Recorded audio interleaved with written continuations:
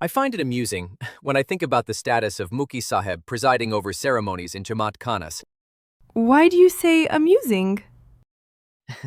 It is amusing. Think about it, Mom. I have concluded that Mukhisaheb is the representative of the descendant of the 10th incarnation of the Hindu god, Lord Vishnu. Yes, you're right if you accept or believe the Pirs who converted our ancestors by asserting the awaited 10th avatar of Vishnu was Hazrat Ali, and the Ismaili Imams are descendants of Ali, the 10th incarnation of Lord Vishnu. Sultan Muhammad Shah, Aga Khan III, actually believed in this fairy tale of Dashavatara and encouraged its belief. Or did he pretend he believed? I think it was all a pretense to encourage Ismailis to believe this myth. This man was very astute and knew how to make his followers continue to believe their invented unique status. Ismailis were special in this respect. Retaining some Hindu element whilst following Agakhanism added considerable romance, if you like, to this unique, so-called Islamic sect. And this continues in many ways today.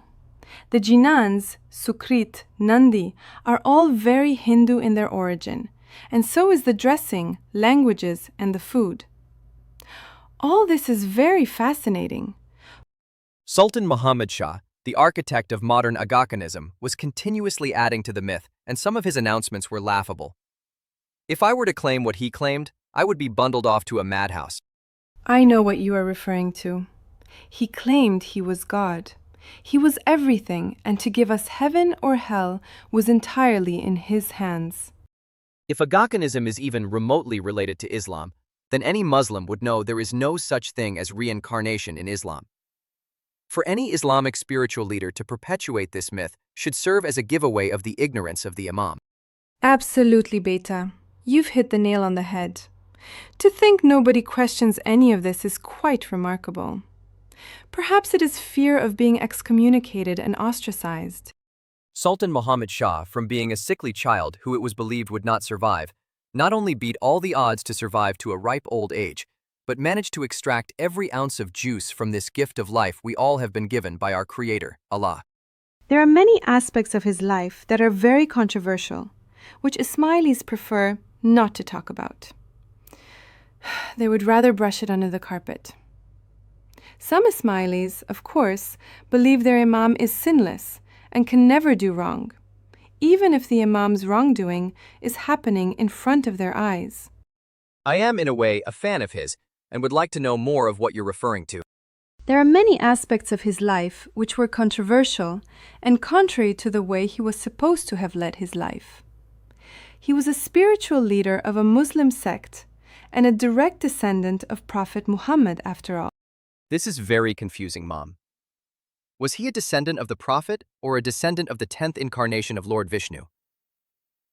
He couldn't have been both. Take your pick, son. Anything goes and is acceptable in Ismailism. These Aga Khans can make up anything, and their followers believe it without questioning. This ceases to be fascinating and becomes quite alarming. Frightening, even. There is nothing Islamic about all this, and yet they claim to be Muslims. Somebody has to wake them up from their ignorant bliss. I know, son. This deception continues unabated, which in turn continues to exploit Ismailis financially, emotionally, and with each passing day indoctrinates them even more, including, of course, the children, who will be next generation of financial contributors. The cycle of deception continues generation after generation. The whole system is so well choreographed. I would have called it ingenious if it was serving mankind. Sadly, it is not. It is abusing and exploiting mankind. I call it sinister and manipulative. There is plenty more we can talk about. Let's chat more later. Sure, Mom. This session has been quite interesting and informative.